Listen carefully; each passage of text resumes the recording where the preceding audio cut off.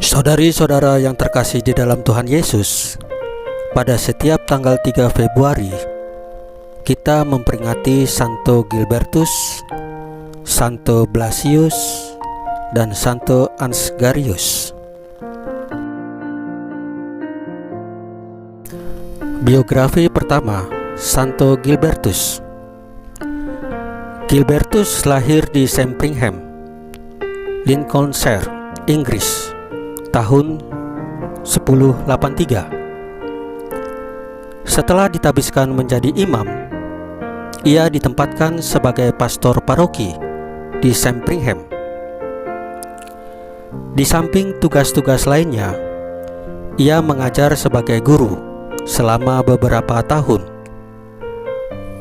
Perhatiannya pada nasib orang-orang miskin sangatlah besar. Sebagian besar penghasilannya dibagikan kepada orang-orang malang itu, sedangkan dia sendiri mencukupkan dirinya dengan sejumlah kecil uang yang masih tersisa di kantongnya. Di kalangan umatnya di Sandringham, Gilbertus dikenal sebagai seorang imam yang saleh. Di bawah bimbingannya, beberapa wanita membentuk satu komunitas.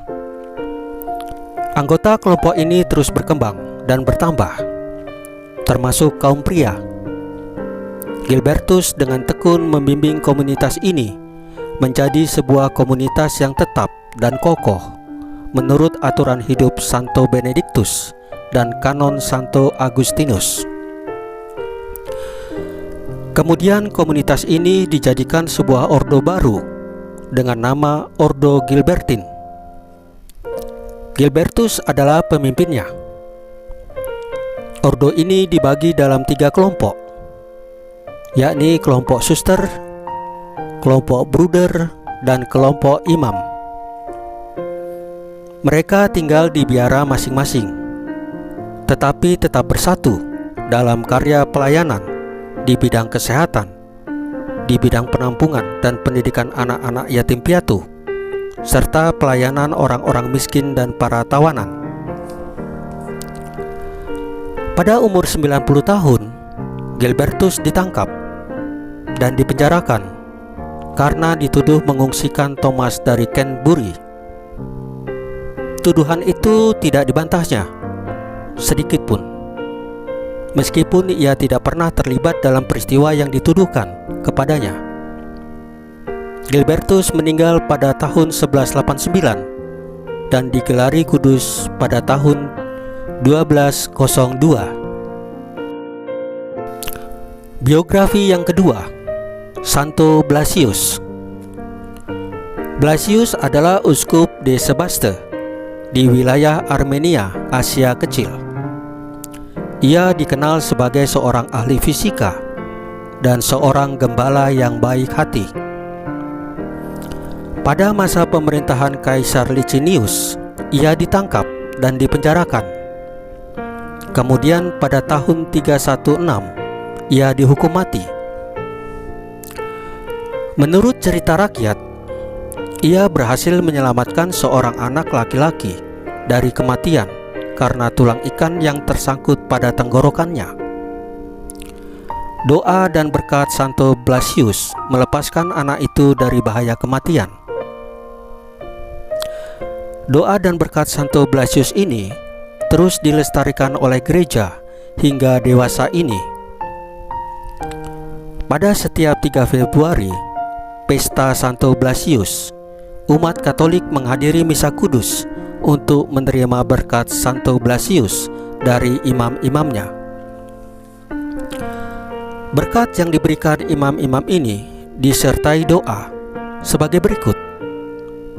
Moga-moga Allah, karena perantaraan Santo Blasius, uskup dan martir, membebaskan dikau dari penderitaan tenggorokan dan dari kemalangan lainnya. Dalam nama Bapa dan Putra dan Roh Kudus. Amin. Biografi yang ketiga, Santo Ansgarius. Ansgarius lahir tahun 801 di daerah Amiens, Prancis. Ia dikenal sebagai seorang uskup dan pewarta Injil di daerah Skandinavia. Sebagian besar masa hidupnya, ia manfaatkan untuk mewartakan Injil Kristus kepada kaum kafir Norsemen yang bengis dan liar. Semasa muda, Ansgarius menghayati suatu cara hidup yang baik, seturut kebiasaan-kebiasaan Katolik yang berlaku pada masa itu. Kemudian, ia memutuskan untuk menjadi seorang rahib Benediktin. Untuk itu, ia masuk biara Benediktin di Corby dan menjadi asuhan Paschasius Redbertus. Segera setelah ia mengucapkan kaul, ia bersama beberapa orang rekannya diutus ke Westphalia untuk mendirikan sebuah biara baru di antara orang-orang Sakson di Jerman Utara. Biara baru ini dinamakan Biara Corvée atau Corby Baru. Dari sinilah Ansgarius diutus untuk mewartakan Injil ke berbagai wilayah yang masih kafir atau belum mengenal Tuhan Yesus. Ia pernah tinggal di istana Louis, putra Karel Agung. Di sini ia berhasil mengajak Raja Harold dari Denmark untuk memeluk agama Katolik. Ajakan ini disambut dengan baik oleh Harold. Setelah kembali dari negerinya, Harold mengundang Ansgarius untuk memulai karya misi di antara kaum Danes yang masih belum mengenal Tuhan Yesus. Di Denmark, Ansgarius mewartakan Injil dan berhasil mendirikan sebuah sekolah. Dari Denmark, ia berlayar ke Swedia dan tiba di Birka, ibu kota Swedia yang lama. Ia diterima baik oleh Raja Born dan para dewan kota. Herigar, salah seorang anggota dewan kota, mendirikan sebuah gereja di wilayahnya.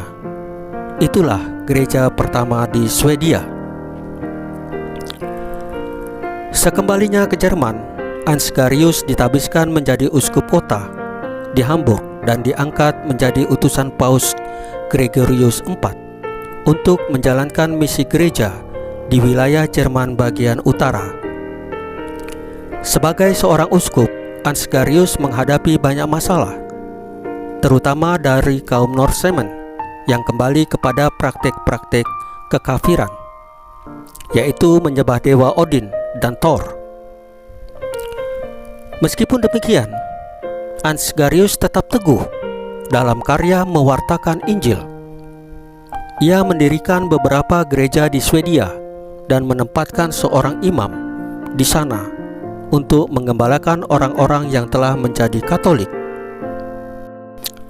Ansgarius adalah perintis pewartaan Injil di antara suku bangsa Skandinavia, Swedia, dan Denmark. Ia membuka jalan bagi para misionaris di kemudian hari, seperti Santo Sigfridus yang membawa orang-orang itu ke dalam kekatolikan pada abad ke-11. Ansgarius meninggal sebagai seorang uskup pada tahun 865 di Bremen, Jerman. Saudari-saudara yang terkasih di dalam Tuhan Yesus, demikianlah biografi Santo Santa kita. Semoga menjadi contoh dan teladan bagi kita. Mereka cinta pada Tuhan Yesus dan melaksanakan firman Tuhan Yesus dalam hidup sehari-hari. Mereka rajin berdoa dan mereka selalu menolong yang membutuhkan pertolongan. Tuhan Yesus memberkati kita semua. Amin.